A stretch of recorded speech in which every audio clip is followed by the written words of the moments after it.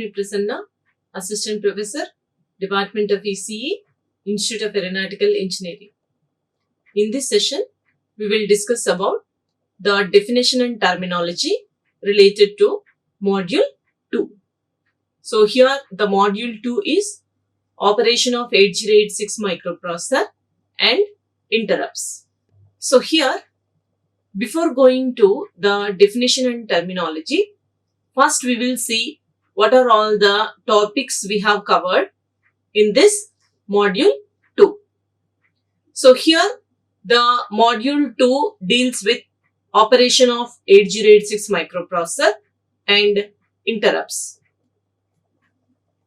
Now, so in the first module also, we have studied about the operation of 8086 microprocessor, but that is the general architecture of 8086 microprocessor. Here in this module 2, we are discussing about operation of 8086 microprocessor when it is operating in different modes. So here 8086 microprocessor can be operating in two modes. One is minimum mode, which is called uniprocessor mode. Another one is maximum mode, which is called multiprocessor mode. So here, in the operation of 8086 microprocessor, we have studied the pin diagram of 8086 microprocessor. So here 8086 microprocessor is having 40 pins. So we have studied all the 40 pins of 8086 microprocessor. So 40 pins means here again all the pins have been classified into different categories. Like some of the pins have same functionality in the minimum mode and maximum mode, whereas some pins have special functionality in the minimum mode and some pins will be having special functionality in the maximum mode. So we have seen all the pins of 8086 and we have studied the function of each pin. Next we have gone for the operation of 8086 in the minimum mode and maximum mode. So we have learned the operation of 8086 in the minimum mode and maximum mode with the help of timing diagrams. So we have studied the architecture of minimum mode and we have studied about how to draw the timing diagrams for the minimum mode. That means the timing diagram we have studied regarding how to draw the read cycle, how to draw the write cycle, and how about bus request and bus grant timings. So coming to here, the maximum mode operation. So we have studied about the architecture of 8086 in the maximum mode. And next we have learned how to draw the timing diagrams for this maximum mode. So especially we have learned how to draw the timing diagrams for memory read cycle, memory write cycle, and also we have seen how to draw the timing diagrams for bus request and bus grant signals. And next we have covered about the interrupt structure of 8086. That means the interrupts concept we have learned, like what is meant by interrupt. So what is meant by interrupt service routine? What are the classification of interrupts? So we know the classification of interrupts like hardware and software interrupts, vectored and non-vectored interrupts, maskable and non-maskable interrupts. So we have studied different classification of interrupts, and so we have learned what is meant by interrupt service routine, how to call that interrupt service routine, what happens when interrupt exists during execution of the main program. So all these concepts we have learned. So that is nothing but interrupt cycle of 8086. So next we have covered vector interrupt table. So here in this vector interrupt table, we have seen there are 256 interrupts available. The 256 vector interrupt table is classified into three groups. So some interrupts will come under dedicated interrupts, some interrupts comes under reserved interrupts, and some interrupts comes under available interrupts, or another name is user defined interrupts. So especially in 8086 microprocessor, we have studied in detail about the first group, that is dedicated interrupts, the interrupts from type 0 to type 4. That 5 interrupts we have studied. Why they are called dedicated interrupts means each interrupt is having some special function. So the function of all the interrupts have been studied. So after that we have seen interrupt service routine. So what is meant by interrupt service routine? What happens when this ISR exists? And we have also covered the interrupt priorities in 8086 microprocessor. And next we have gone for DOS and BIOS interrupts. So here DOS stands for Disk Operating System and BIOS stands for Basic Input Output System. So we have covered all these topics in this module 2. Now we will see the definition and terminology related to this module 2, covering all these concepts. Next, here what is pipelining? So we have studied about small introduction regarding 8085 and also we have seen 8086 microprocessor. So based on the architecture of 8085, it won't support pipelining. And if you come for 8086 microprocessor, the architecture is designed in order to execute the instructions in the pipeline mechanism. So first, what is meant by pipelining? So here, pipelining is a technique used in advanced microprocessors where the microprocessor begins executing a second instruction before the first instruction completed. That means if you consider here any instruction, it is going to execute the instruction by using 3 steps. One is fetching, another one is decoding, and next is executing. So here if you see, if you consider this is the first instruction and this is the clock cycles 1, 2, 3, 4, 5. These are the clock cycles. So here the first instruction, first it starts fetching. In the second cycle, it will be starting decoding. So when the first instruction starts decoding, in the same cycle, the second instruction can be fetched. Okay. So here when the first instruction goes to execution in the third cycle, in the same time, the second instruction can start decoding and the third instruction can start fetching in the same cycle. So when the second instruction starts executing in the fourth cycle, the third instruction can start decoding. So such type of executing instructions are called as executing the instructions in the pipeline manner. So here the microprocessor begins executing the second instruction before the first instruction completes. So that is what it is called pipelining. Now, what is clock speed? So here clock speed represents the number of instructions that are executing per cycle. So if the clock speed is high, the number of instructions that can be executed per cycle will also be high. So here the clock speed determines how many instructions per second the processor can execute instructions. And so what is a coprocessor? So here generally speaking, coprocessor is a additional processor that is involved along with the original processor inside the CPU.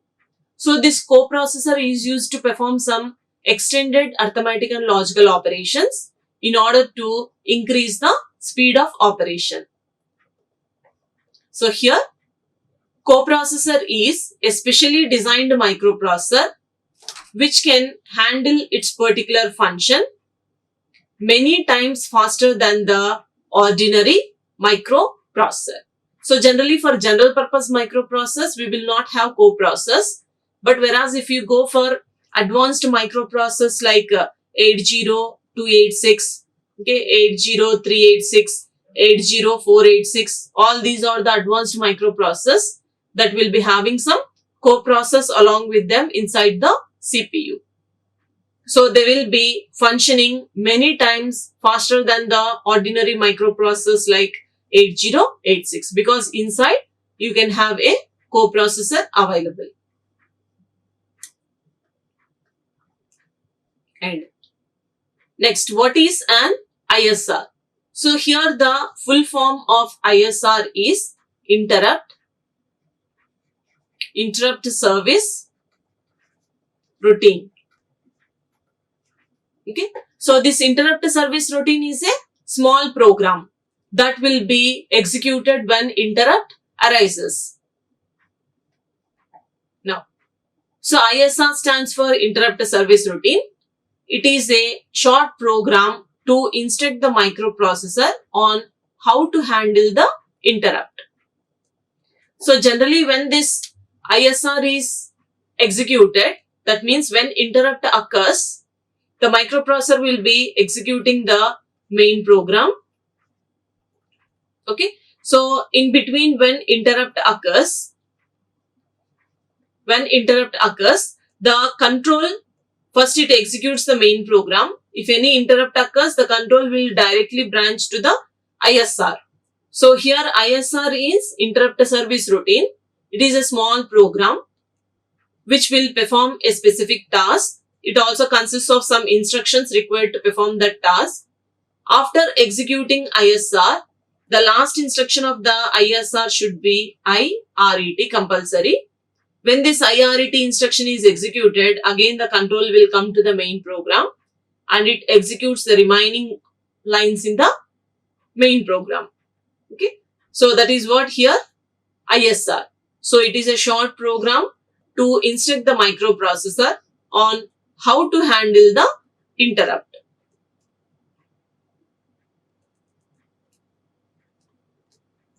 Next, what is versatility?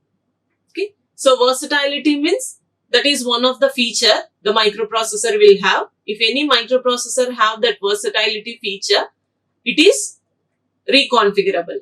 That means same IC can be used for different applications. So here a microprocessors are versatile as the same chip can be used in number of applications by configuring the software program. That means by simply changing the program inside the IC, the same IC can be used for different applications. So if it is having that feature, we call that the microprocessor is versatile. And what is a register? Okay, so here register is a storage element. Now, so the registers are mini storage area for storing the data that are used by arithmetic and logic unit to complete the tasks the control unit has requested. That means after performing any arithmetic and logical operations by the ALU unit, so the result, whatever it is producing, that result will be stored in a mini storage elements which are called registers. So for example, if you take 8086 microprocessor, you have different registers like AX, BX, CX, DX, okay, SI, DI, and also different segment registers like stack segment, extra segment, code segment, data segment, okay, pointer registers like BP, SP, IP, and also you have flag register. So all these are different registers that are available. Generally, these are the registers related to 8086. And so what are the modes in which 8086 can operate? So generally here 8086 can be operating in two modes. So here the two modes are, one is minimum mode. Okay, so minimum mode is also called as uniprocessor mode, or it can also be called as single processor mode. Single processor mode. Okay, and so that is one mode of operation, and another mode of operation is maximum mode. So here maximum mode is called multiprocessor mode because it can handle more number of processors.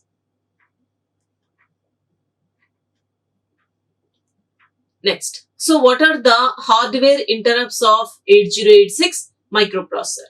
So here, as we know, 8086 microprocessor is classified into different types like hardware and software interrupts, vectored and non-vectored interrupts, maskable and non-maskable interrupts. So here it is especially asked about only hardware interrupts. So here the hardware interrupts that are available in 8086 microprocessor is, one is INTR. So here INTR stands for interrupt request. Okay, so interrupt request, it is INTR. And another hardware interrupt is NMI. So here NMI stands for non-maskable interrupt. Non-maskable interrupt. So it is NMI.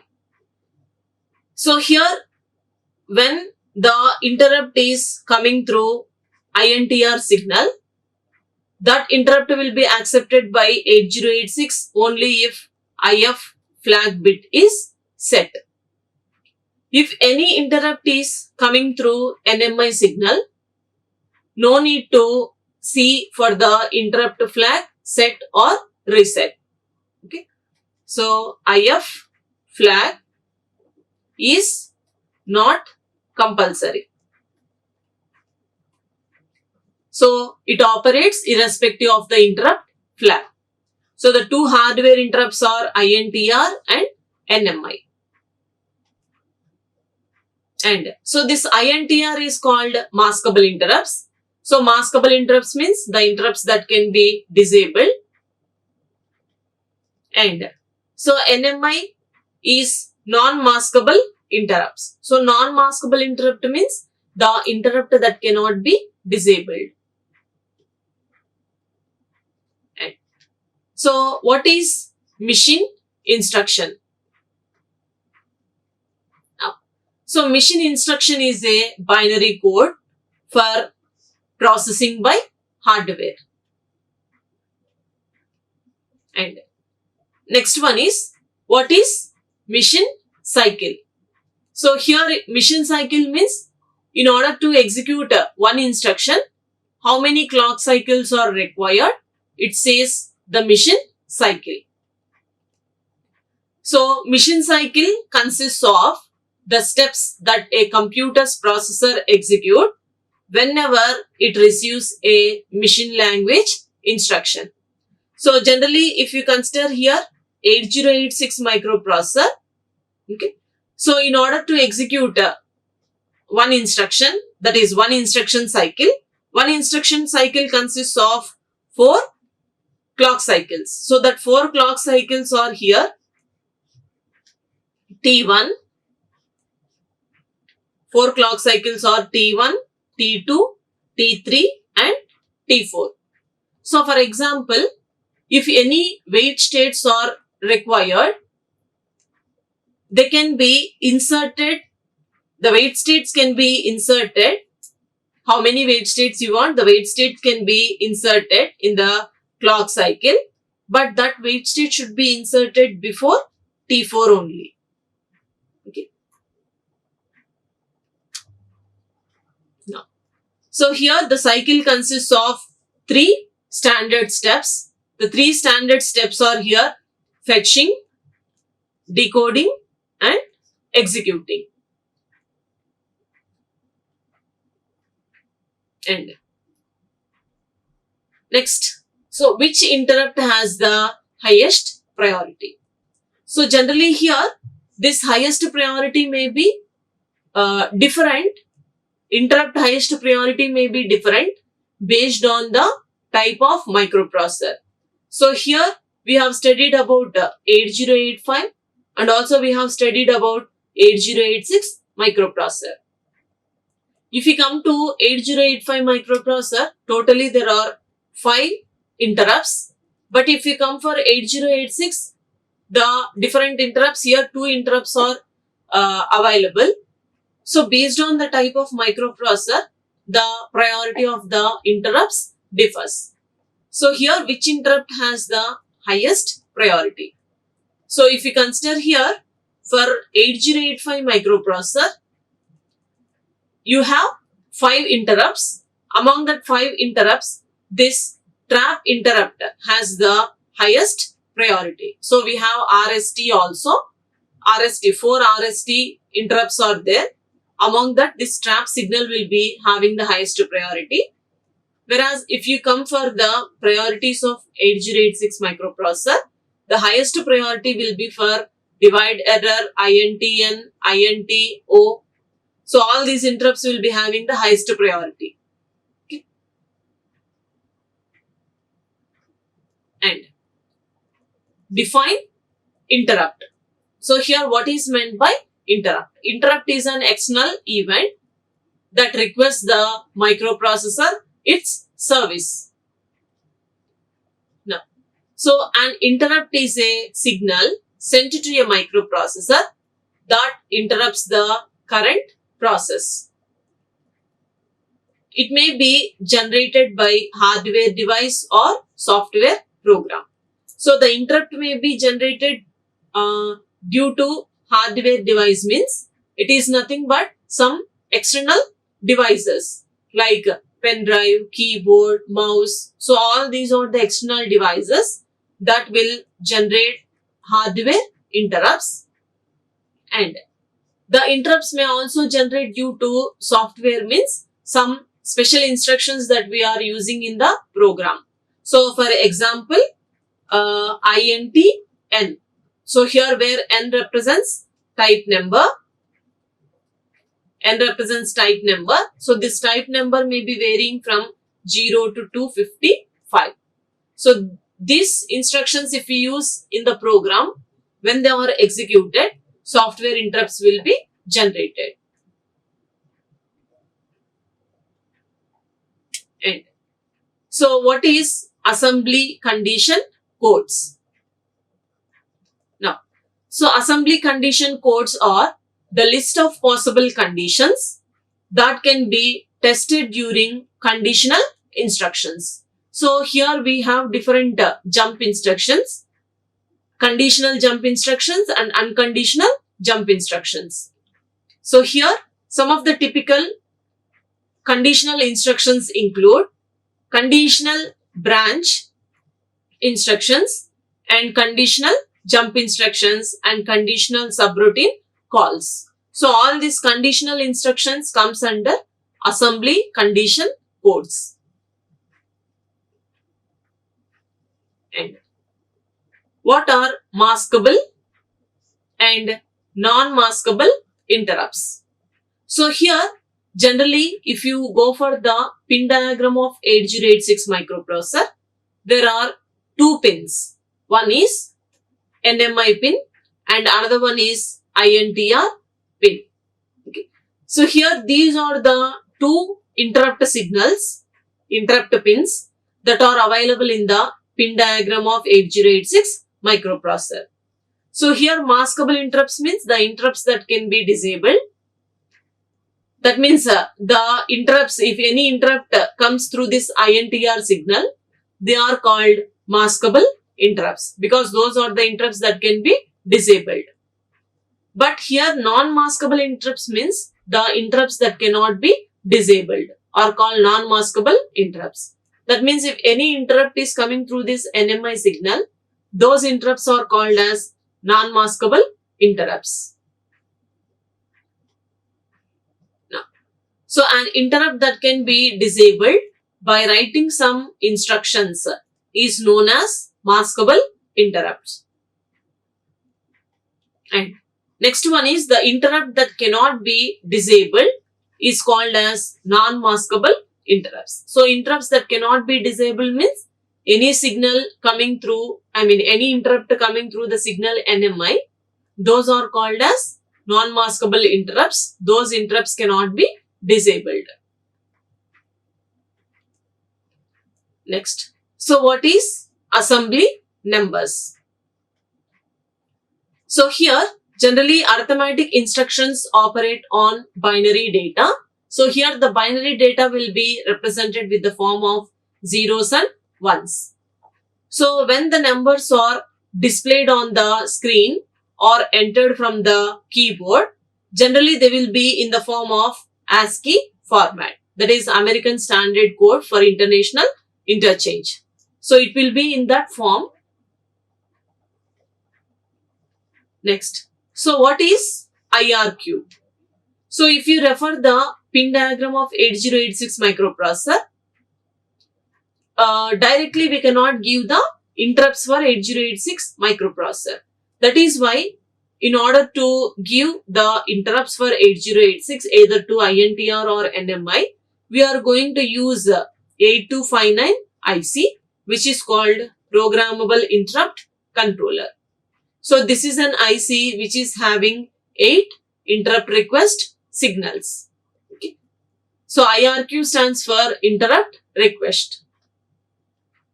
So here IRQ stands for interrupt request. And so PCs, that means computers uses interrupt request to manage various hardware operations to handle the interrupts. So devices such as sound cards, modems, keyboards, all these devices can send interrupt request to the processor through this IRQ signal only. That means through this IRQ pin only. Now, so what is NMI? So here NMI stands for non-maskable interrupt. So 8086 is having two hardware interrupts. One is INTR, another one is NMI. So NMI is called hardware interrupt. So it is a single non-maskable interrupt pin having higher priority than the maskable interrupt pin.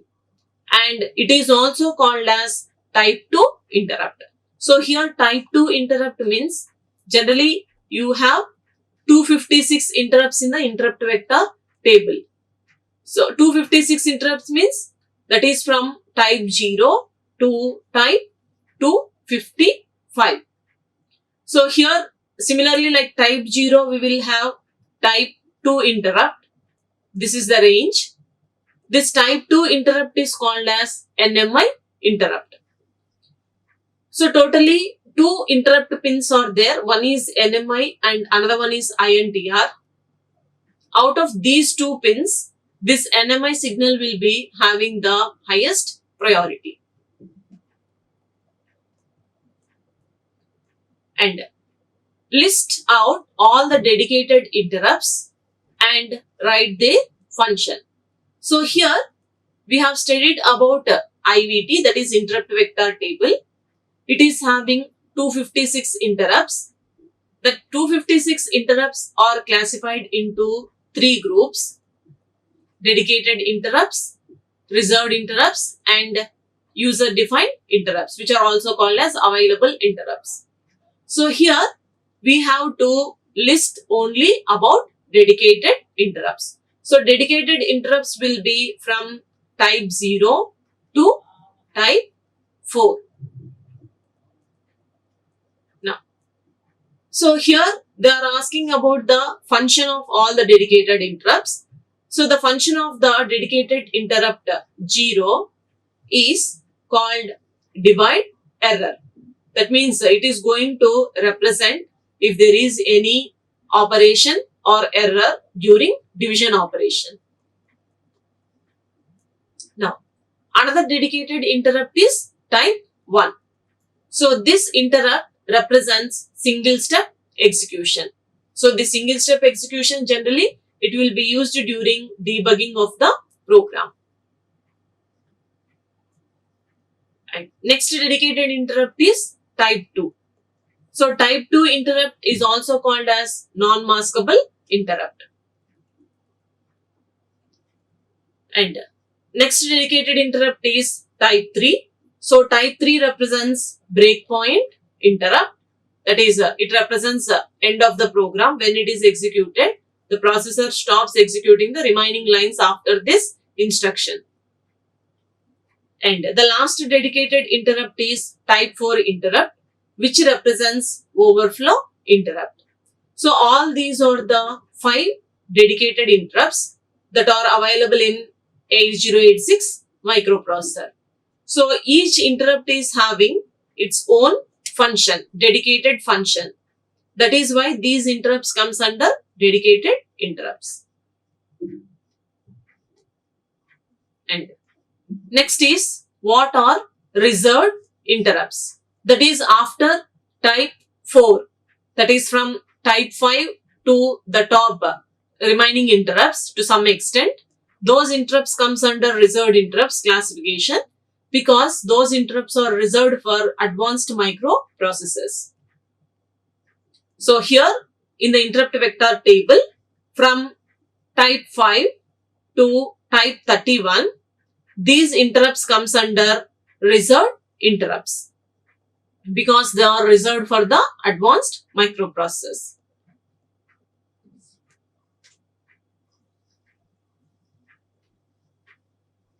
And next is what are available interrupts. That is the third group in the interrupt vector table.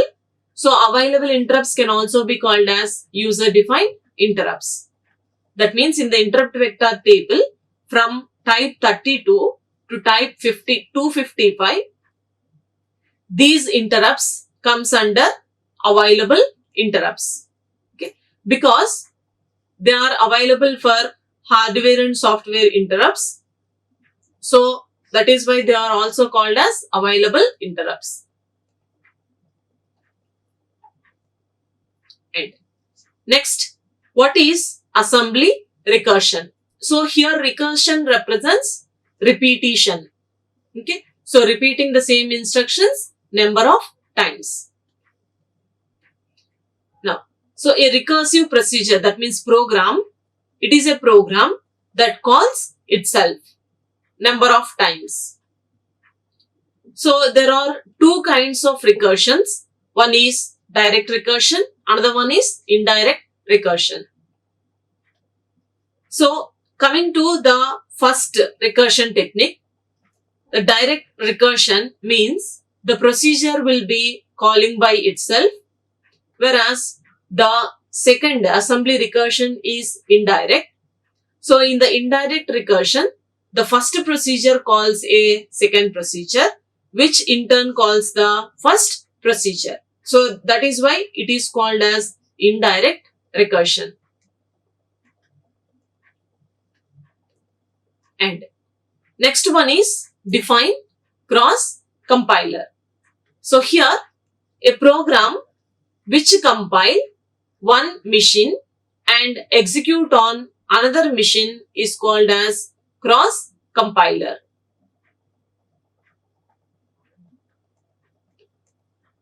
Next, so what are the three groups in the interrupt vector table? So totally in the interrupt vector table there are 256 interrupts. So these 256 interrupts are classified into three groups. The three groups are, so one is dedicated interrupts. The interrupt from INT 0 to INT 4, they are called dedicated interrupts because they are dedicated for particular operation. And the interrupt from INT 5 to INT 31, they are called reserved interrupts because these interrupts are reserved for the advanced microprocessors. And the third classification is INT 32 to INT 225. So not 255. Okay. So it is 255. So these interrupts are called as available interrupts because they are available for both hardware and software. And next, so what are DOS and BIOS interrupts? So here DOS represents disk operating systems. DOS or disk operating systems, and BIOS indicates basic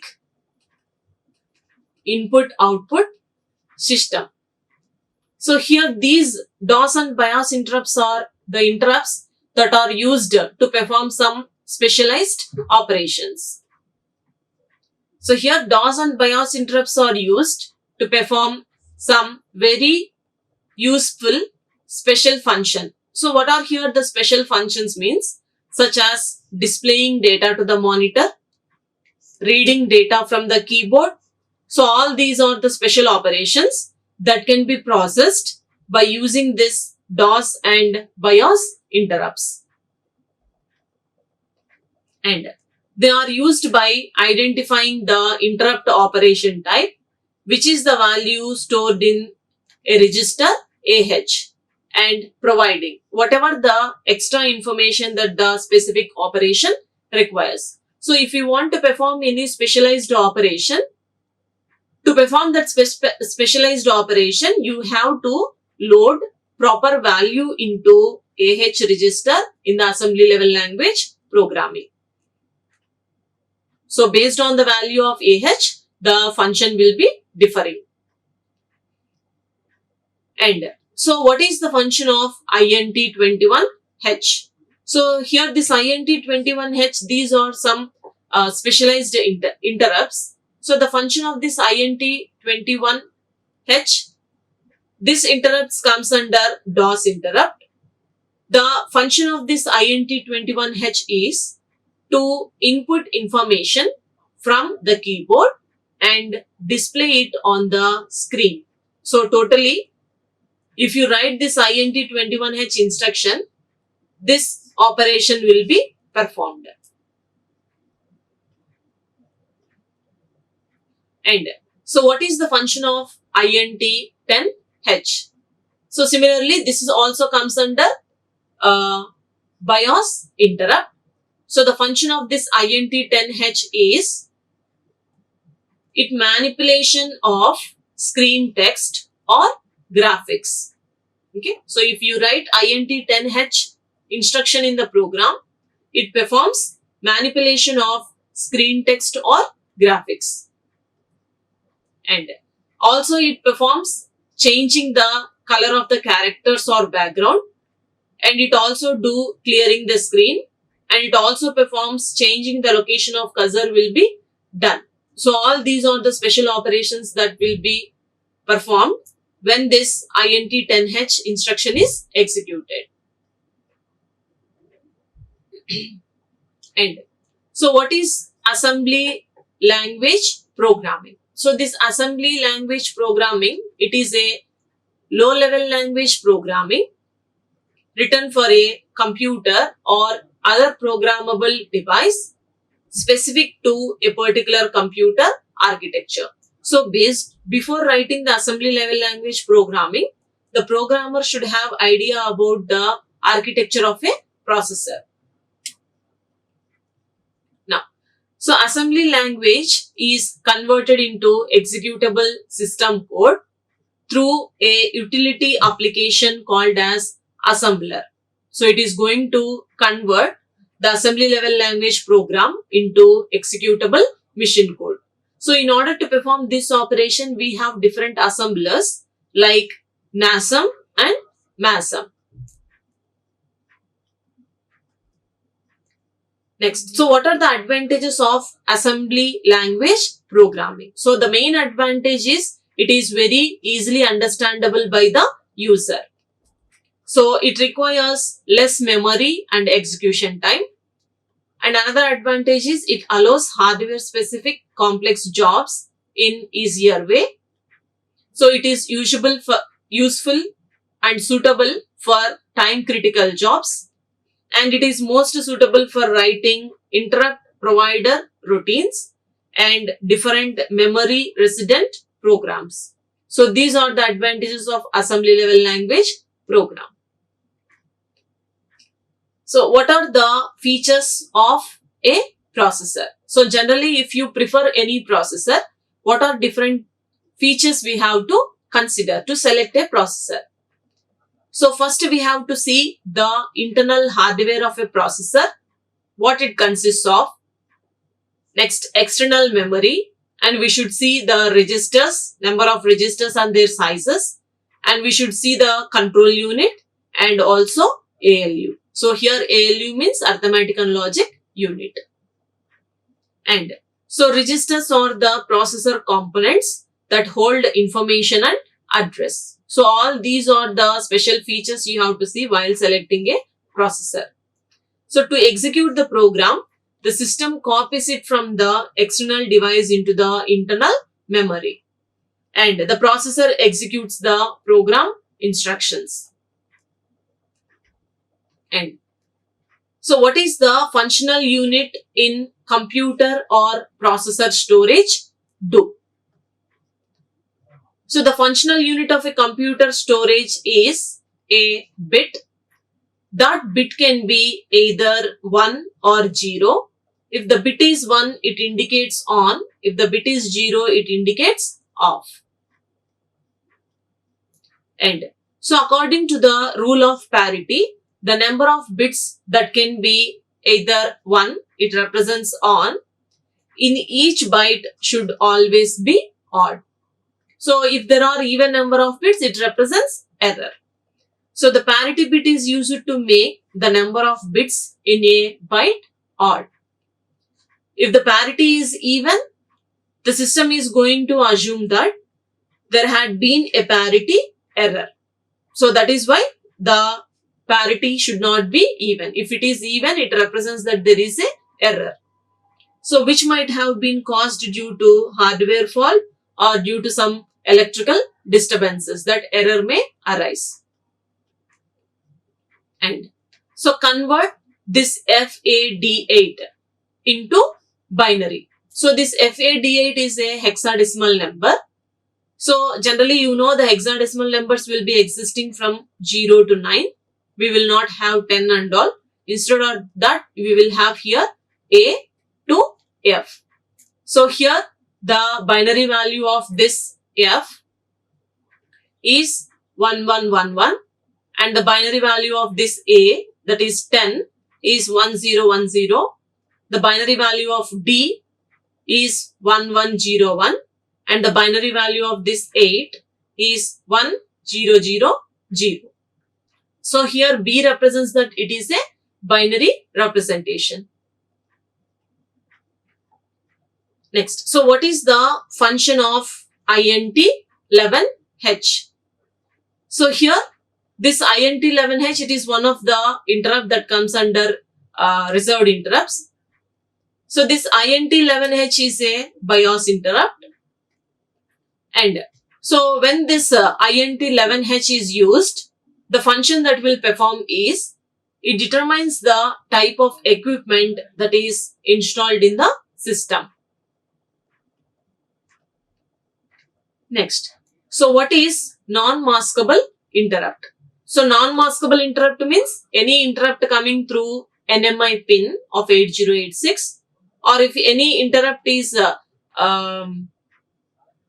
interrupt that cannot be disabled, those interrupts comes under non-maskable interrupts. So interrupt which can never be turned off. Turned off means the interrupt that cannot be disabled is called as non-maskable interrupt. And next, what is the function of INT12H? So this INT12H is one of the BIOS interrupt. So this INT12H, when it is called, the function that will be performed is, this interrupt is used to obtain the memory size present in the system. So we can know what is the memory size when this instruction is called. And so what is the function of INT INT14H. So here this INT14H also comes under BIOS interrupt. The function of this INT14H is it controls the serial communication ports that are attached to the computer. And next instruction, INT21H. So what is INT21H? So this INT21H, it is one of the interrupt that comes under DOS interrupt. When this INT21H is called, it is used to call the DOS function. Next.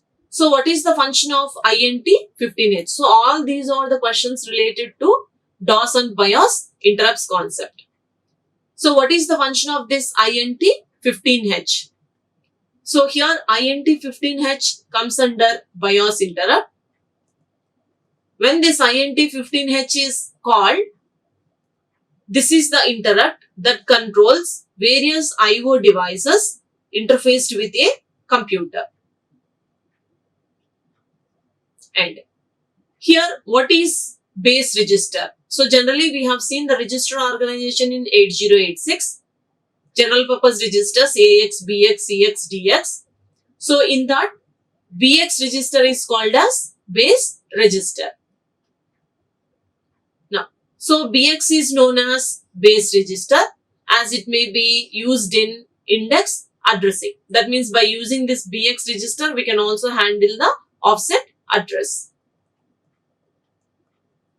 Now, so what is count register? Same as general purpose registers we have seen in 8086, AX, BX, CX and DX. Here, CX register is called as count register. Now, so CX register is called as counter register. So generally by using this counter register, we can indicate the count value, like how many number of times the loop has to repeat or how many number of times the shift operation should be performed. So number of times the count value can be indicated by using this CX register. And so CX register store the loop count in iterative operations. Next is define instruction pointer. So we have different pointer registers like stack pointer, base pointer and instruction pointer registers in 8086. So here they are asking about the instruction pointer. So which is called as IP. Here the instruction pointer stores the offset address of the next instruction that is going to be executed. So generally pointer registers are used to handle the offset address. So this instruction pointer holds the address of the next instruction that is going to be executed. Now, so this is what about the definition and terminology related to module 2. Thank you. Like, share and subscribe. Hit the bell icon for more updates.